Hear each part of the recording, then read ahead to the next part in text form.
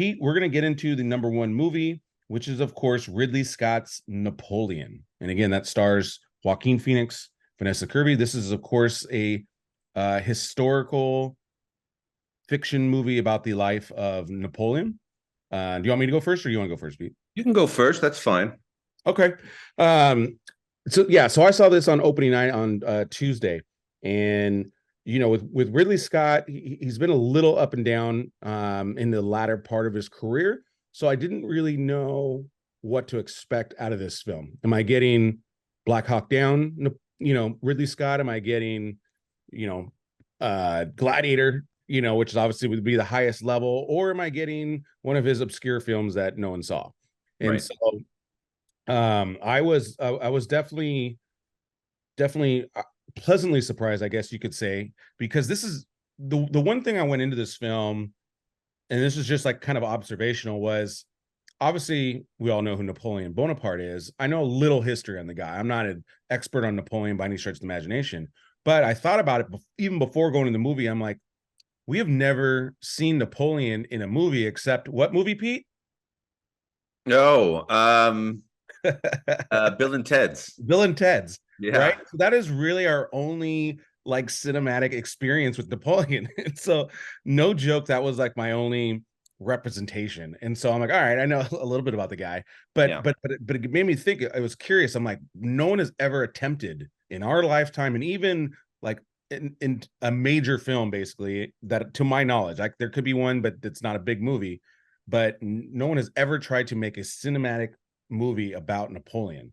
And so, Well, what, real quick, if I may, I think what Ridley Scott did here was actually quite brilliant, because you did get that gladiator aspect with these war sequences. However, he could have very easily just told a start to finish biopic of Napoleon, but I think he's really started to focus mainly on the relationship between he and his wife, and what was sort of going on between them that sort of coincided with his rise to power and the failings of France in general, and yeah, how they kind of correlate.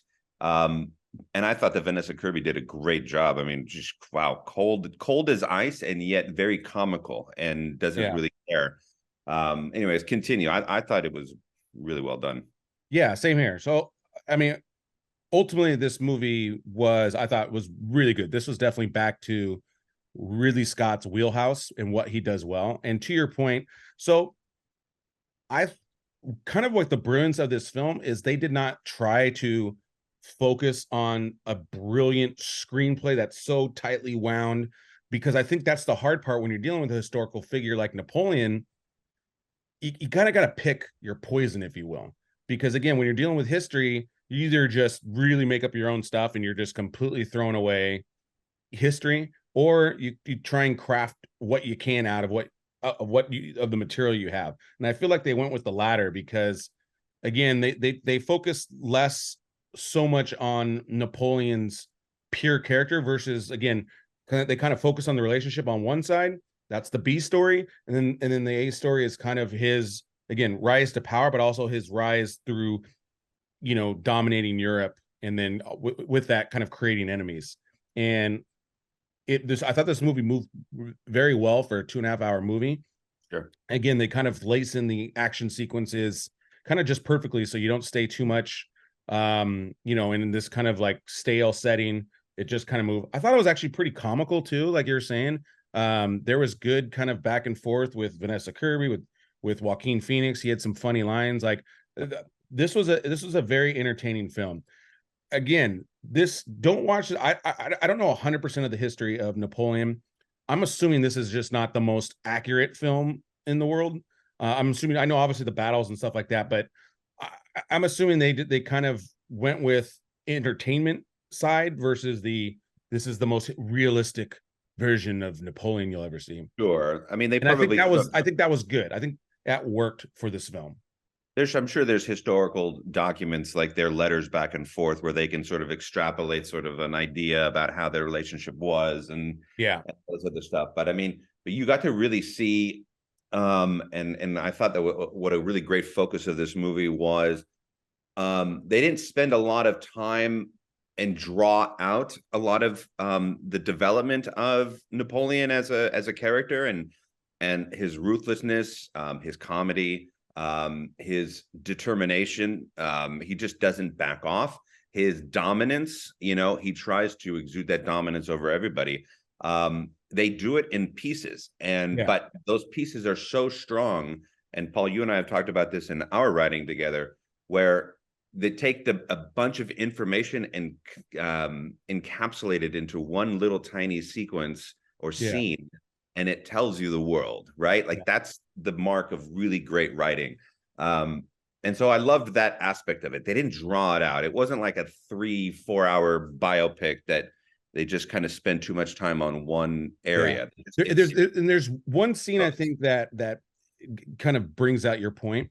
There's a scene where he's in Egypt, right? And they're going to conquer Egypt. And there's a mummy tomb of a guy, and they open up and he's like just staring at the mummy.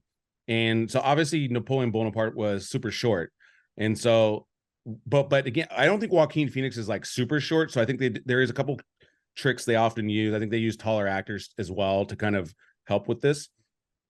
And so they he's kind of trying to look in the eyes of the tomb, and it's kind of this nice like wide side shot, and you can see that the mummy guy is way bigger than Napoleon. And so he gets a little like apple box or whatever you want to call it, and stands on top of it to look in his eyes. And again, right there alone, he's short, boom, boom, boom, great writing. But then also too, like once he's up there, he falters, right? He falters a little bit, and so maybe his confidence wasn't really what it should have been at that time. Yeah, and he's also again staring at the eyes of another ruler, another power. And again, Pete's talking about the insecurity of him, but also that need to want to be the most dominant.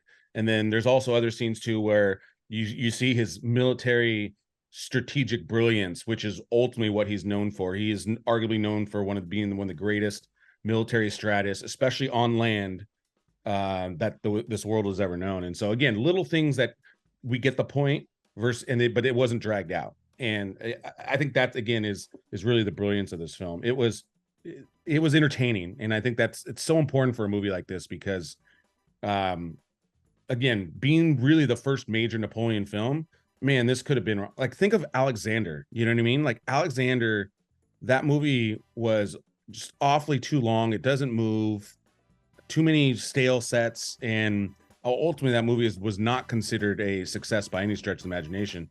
This movie, I do think will be considered success. This is more Black Hawk Down, because again, not crazy story, character development, versus it's very like actions, boom, stacked upon one another. So that would be my comp, is kind of a Black Hawk Down of his career. Even the last one, which was his last film he did, which I thought was really good. Those to me are the two comps for Ridley Scott here. It's definitely a must see. You got to go see it. It's well worth your time. And I think this is a good for all demographics. I think, especially, whether it's the senior crowd, definitely check this out. I mean, this is definitely your old school movie that you like to see. And then younger crowd, our age crowd, like definitely see this.